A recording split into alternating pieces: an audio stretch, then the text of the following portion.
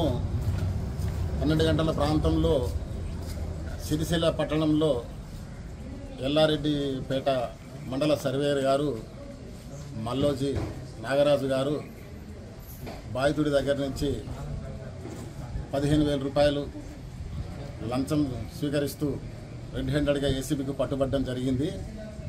బాధితుడైన జకపురం మల్లేశం 2 నెలల క్రితము survey numbers 476 E and G 2 survey నెంబర్లలో ఉన్న తన 6 గుంటల భూమిని సర్వే చేయించుకున్నాడు.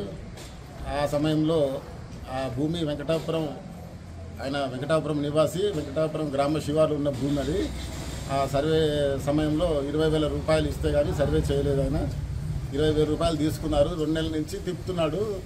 80,000 రూపాయలు ఇంక ఇవ్వాలా, ఇస్తే అంటే మొత్తం 1,00,000 రూపాయలు, 80,000 ఇస్తేనే ఆ పంచనామా కాపీ ఇస్తా అని చెప్పి తిప్పుతున్నాడు. తిప్పితే ఇక గత్యంతరం లేక ఏసీబీని ఆశ్రయించాడు. ఈరోజు అతను 15,000 రూపాయలు అడ్వాన్స్గా, ఆ 80,000లో పార్ట్ పేమెంట్ అంటే అడ్వాన్స్గా మిగిలిన నేను తర్వాత ఇస్తాను, రిపోర్ట్ తయారు చేసి పెట్టమని చెప్పేసి 15,000 రూపాయలు ఇచ్చి ఏసీబీకి పట్టించడం జరిగింది.